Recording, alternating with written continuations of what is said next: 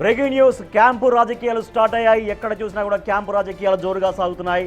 ఉమ్మడి వరంగల్ జిల్లాలోని 12 మున్సిపాలిటీల్లో ఒక్క తొర్రూరు మినహా మిగిలిన అన్ని మున్సిపాలిటీలు కాంగ్రెస్ పరమయ్యాయి. దీంతో మాజీ మంత్రి ఎర్రబెల్లి దయాకర్ రావు ఆధ్వర్యంలో బీఆర్ఎస్ కౌన్సిలర్లను ప్రత్యేక బస్సులో తరలించారు.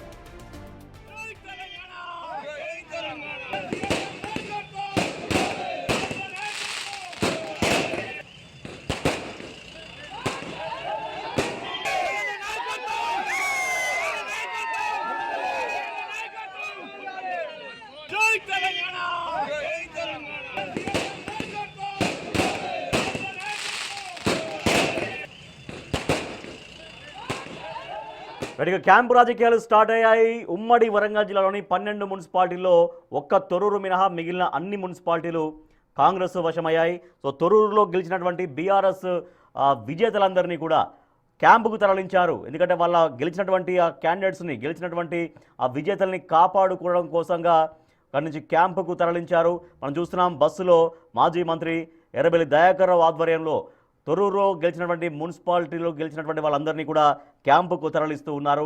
ఆ బస్సులో వాళ్ళందరూ వెళ్తూ ఉన్నారు. మా ప్రతినిధి వేణు మరింత సమాచారం అందిస్తారు.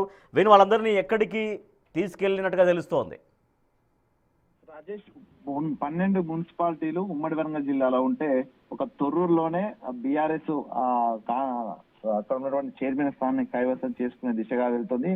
ప్రస్తుతం 2 వార్డు సభ్యుల మెజారిటీ బీఆర్ఎస్ కు ఉంది. అక్కడ 16 స్థానాలు ఉండగా అందులో 9 స్థానాలు బీఆర్ఎస్ కు వచ్చాయి, కాంగ్రెస్ కు 7 స్థానాలు వచ్చాయి. అయితే ఈ 9 మందిలో అధికార పార్టీకి చెందినటువంటి కొంతమంది అనుచరగణం వాళ్ళను కాంగ్రెస్ లోకి ఆహ్వానిస్తూ కొంత బేరసారాలు చేస్తుందని తెలుసుకున్న మాజీ మంత్రి ఎర్రబెల్లి వెంటనే కౌంటింగ్ కేంద్రం వద్దకు వచ్చాడు. అక్కడ ఎలక్టెడ్ పత్రాలు తీసుకున్న అభ్యర్థులందరినీ కూడా తీసుకొని ప్రత్యేక బస్సులో తీసుకుని వెళ్ళిపోవడం జరిగింది. అయితే ప్రస్తుతం వాళ్ళని మరో స్టేట్ కి తరలించి 16వ తేదీన వైస్ చైర్మన్ ఎన్నికల సందర్భంగా మాత్రమే గంట ముందు తీసుకొచ్చేందుకు ప్రస్తుతము ఎర్రబెల్లి ప్రయత్నాలు చేస్తున్నారు. ఎందుకంటే అక్కడ ఇప్పటికే స్థానిక ఎమ్మెల్యే ఎక్స్ అఫిషియో ఓటు ఉంది. దాంతో మెజార్టీ ఒక్కటికి పడిపోతుంది. ఎందుకంటే 8 సభ్యుల స్థానాలు కాంగ్రెస్ కు వస్తాయి, 9 మాత్రము బీఆర్ఎస్ కు ఉంటాయి. దీంతో ఒకే ఓటు తేడా ఉంటుంది. కాబట్టి ఎవరైనా కనుక తమ క్యాంపులో నుంచి కాంగ్రెస్ లో చేరితే తొర్రూరు మున్సిపాలిటీ కూడా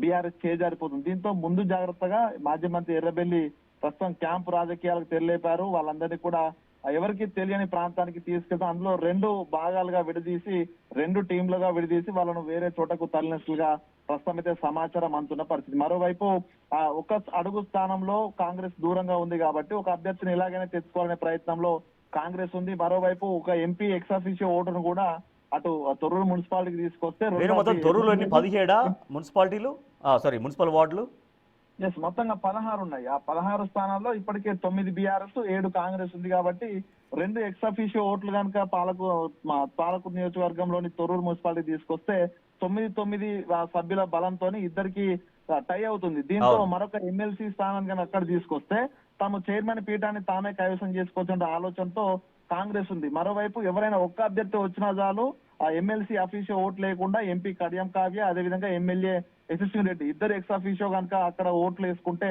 9 అవుతాయి. ఒక అభ్యర్థిని కనుక తమ వైపు తిప్పుకుంటే చైర్మన్ పీఠం కైవసం చేసుకోవచ్చు. ఎందుకంటే ఇది ఇద్దరికి లెక్క అక్కడ బీఆర్ఎస్ పార్టీకి సంబంధించినటువంటి శ్రేణులు తీవ్రంగా శ్రమించారు. కాంగ్రెస్ నుంచి రెబెల్స్ లేకున్నా కూడా బీఆర్ఎస్ 9 స్థానాలకు గెలవడం మామూలు విషయం కాదు. సో ఇట్లాంటి సందర్భంలో 12 మున్సిపాలిటీల్లో తొర్రూరు మాత్రం కోల్పోవడం స్థానిక ఎమ్మెల్యేకి అక్కడ భారీ షాక్. దీంతో ఎలాగైనా తొర్రూరు మున్సిపాలిటీని మళ్ళీ కాంగ్రెస్ కైవసం చేసుకోవాలని ప్రయత్నాలు చేస్తున్నారు. కాబట్టి ప్రస్తుతం ఎర్రబెల్లి మాత్రం తాను ఇన్ని రోజుల రాజకీయ వ్యూహాన్ని అంతా ఉపయోగించి క్యాంపులకు తరలించడం, మరోవైపు కాంగ్రెస్ నుంచి గెలిచినటువంటి మరో 2 అభ్యర్థులను కూడా తన బీఆర్ఎస్ వైపు తిప్పుకునే ప్రయత్నం చేసినట్లు కూడా తెలుస్తుంది. దీంతో భారీ మెజార్టీతోని ఎక్స్ అఫీషియో ఓట్లు 3 వచ్చినా కూడా మున్సిపాలిటీని కైవసం చేసుకునేందుకు ప్రస్తుతం ఎర్రబెల్లి పావులుగా అవుతున్నారు. దీంతో కొంత అటు కాంగ్రెస్ శ్రేణుల్లోనూ ప్రస్తుతం ఈ అభ్యర్థులు బయటికి వెళ్లకుండా ఎర్రబెల్లి శ్రేణుల్లోనూ కొంత ఉత్కంఠ పరిస్థితి కొనసాగుతుంది. మొత్తానికి 16వ తేదీ ఉదయం వరకు కూడా వేణు అంటే ఇక్కడ ఎవరికి వాళ్ళు కాపాడుకోవడం ప్రయత్నం చేస్తారు. ఇప్పుడు ఒకరిద్దరిని కాంగ్రెస్ నుంచి గెలిచిన వాళ్ళని బీఆర్ఎస్ లోకి తీసుకొచ్చే ప్రయత్నం దయాకర్ రావు చేస్తున్నారని చెప్తున్నారు. తర్వాత బీఆర్ఎస్ నుంచి గెలిచినటువంటి కౌన్సిలర్లను ఒకరిద్దరిని అటుకు తీసుకెళ్లే ప్రయత్నం కాంగ్రెస్ చేస్తుంది అంటున్నారు. సో అంటే ఇద్దరికి ఒక రకమైనటువంటి ఎత్తుకు పై ఎత్తు రాజకీయమే నడుస్తున్నట్టు తెలుస్తుంది అక్కడ.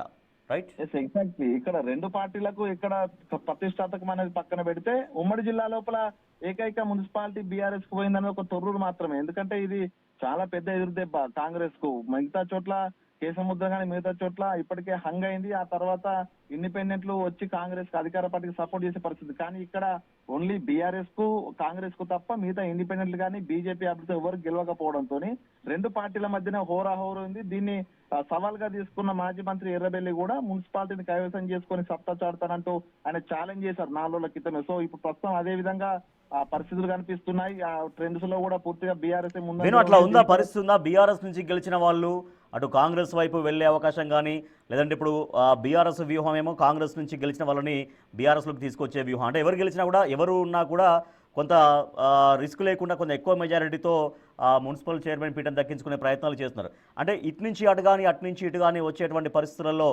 ఉన్నారా అక్కడ?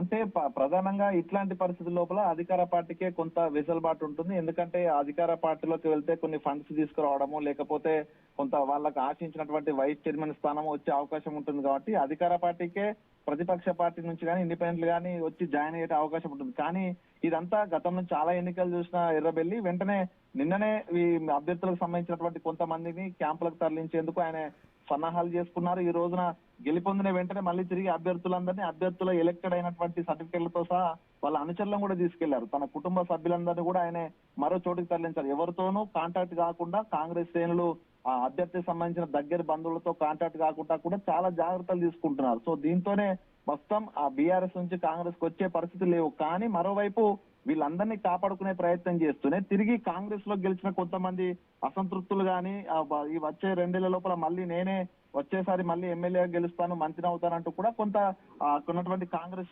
చెప్పుకుంటూ వస్తున్నారు. సో దీంతో మరి కొంతమందిని మళ్ళీ చేర్చుకున్నటువంటి పన్నాగం రెండు వైపులా తన అభ్యర్థులను కాపాడుకుంటూనే అధికార పార్టీలో గెలిచినటువంటి అభ్యర్థులను కూడా తాను లాగే ప్రయత్నం అయితే చేస్తున్నారు. ఎందుకంటే అక్కడ కొంత అసంతృప్తి అసమ్మతివాదులు ఉన్నారు కాబట్టి వాళ్ళ ద్వారా ప్రయత్నాలు చేసినట్లుగా తెలుస్తోంది. మొత్తానికి ఛాలెంజ్ గా తీసుకున్న మాజీ మంత్రి ఎర్రబెల్లి ప్రస్తుతం ఆ మున్సిపల్ పీఠాన్ని మాత్రం తిరిగి కాంగ్రెస్ వశం కాకుండా కాపాడుకునే ప్రయత్నం చేస్తున్నారు. తిరిగి అభ్యర్థులను లాక్కునే ప్రయత్నం కూడా చేస్తున్నారు. దీంతో కొంత అసలు ఏం జరుగుతుంది తొర్రూరు మున్సిపాలిటీలో అనేది ఒక తీవ్ర చర్చనీయాంశమైంది. ఎక్స్ అఫీషియో ఓట్లకు సంబంధించిన డీటెయిల్స్ వస్తే తిరిగి మరో ప్లాన్ తో ఎర్రబెల్లి వెళ్లి ముందుకెళ్లే అవకాశం ఉందని కూడా చర్చ జరుగుతుంది. మొత్తానికి ఈ రోజు రేపటితో అసలు తొర్రూరు మున్సిపాలిటీకి సంబంధించినటువంటి ఫిరాయింపులు ఎవరైతే అభ్యర్థులు ప్రస్తుతం గెలిచారో నిజంగా అధికార పార్టీ నుంచి ప్రతిపక్ష పార్టీకి వస్తారా, ధైర్యం చేస్తారా, లేకుంటే అధికార పార్టీ ఇచ్చేటువంటి బేరసారాలకు లొంగి ఈ పార్టీ నుంచి క్యాంపులో ఉన్నటువంటి అభ్యర్థులు వెళ్తారని గురించి, ఎందుకంటే వీళ్ళ మొబైల్స్ అన్ని కూడా స్విచ్ ఆఫ్ చేశారు, ఎవరితో కాంటాక్ట్ లేకుండా చేశారు. దీంతో కాంగ్రెస్ కూడా పెద్ద తలనొప్పిగా మారింది. మరోవైపు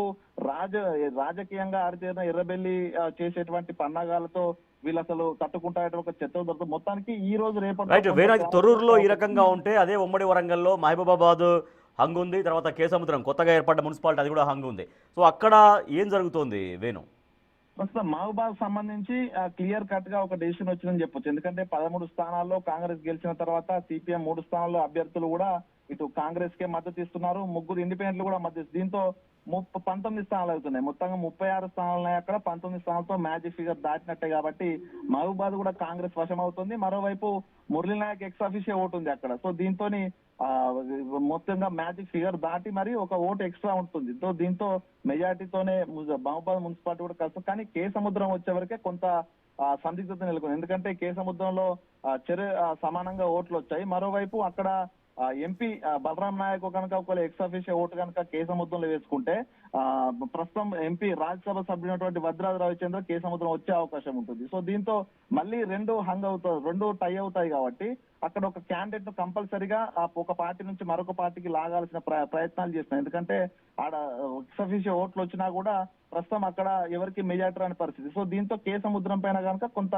సందిగ్ధత నెలకొంది. దీంతో ఈ రోజు రేపటితో ఈ క్యాంపు రాజకీయాలతో ఒక క్లారిటీ అవకాశం వచ్చే అవకాశం. మరోవైపు క్యాంపు రాజకీయాలు పూర్తయినా కూడా వీళ్ళంతా 16th నాడు ఉదయమే ఆ మున్సిపల్ కి సంబంధించినటువంటి చైర్మన్ వైస్ చైర్మన్ ఎన్నిక వరకు ఆ కార్యాలయానికి రావాల్సి ఉంటుంది. సో ఆ సమయంలో కూడా చివరి నిమిషంలో కూడా అభ్యర్థులు ఎటు మారుతారనేది కూడా చివరి వరకు తేల్చే అవకాశం ఉంది. చివరి నిమిషంలో కూడా అభ్యర్థులు పార్టీలు మారొచ్చు కాబట్టి కొంత ఒక కేసముద్రం విషయంలో మాత్రం కొంత ఒక క్లారిటీ అయితే ఇప్పుడే వచ్చే అవకాశం అయితే లేదు. ఏదేమైనా కూడా 12 మున్సిపాలిటీలకు సంబంధించి క్లియర్ కట్ గా 7 మున్సిపాలిటీలు కాంగ్రెస్ కైవసం చేసుకుంటే వర్ధనపేటకు సంబంధించి కూడా ప్రస్తుతం కాంగ్రెస్ కు ఒక సభ్యుడు తక్కువ ఉన్నాడు. దీంతో ఎమ్మెల్యే ఎక్స్ అఫీషియో ఓటు ప్రస్తుతం వేస్తే మాత్రము వర్ధనపేట కూడా కాంగ్రెస్ కైవసం అవుతుంది. మరోవైపు ఇక్కడ వర్ధనపేటలో గెలిచిన ఓ ఇండిపెండెంట్ కూడా ప్రస్తుతం కాంగ్రెస్ లో జాయిన్ అయ్యాడు. సో దీంతో అన్ని క్లియర్ అయ్యాయి, కానీ ఒక కేసముద్రం మీద మాత్రం కొంత ఒక ఉత్కంఠ ఏం జరుగుతుంది చివరి నిమిషం వరకు. ఎక్స్ అఫీషియల్ అన్ని కూడా 2 ఎక్స్ అఫీషియల్ కేసముద్రం తెస్తే అది కూడా కాంగ్రెస్ వశం అవుతుంది. మొత్తానికి 11 స్థానాలు కాంగ్రెస్ కు, తొర్రూరు బీఆర్ఎస్ కు వశమయ్యేటువంటి అవకాశం అయితే ప్రస్తుతం ఉమ్మడి వరంగల్ జిల్లాలో 12 మున్సిపాలిటీలో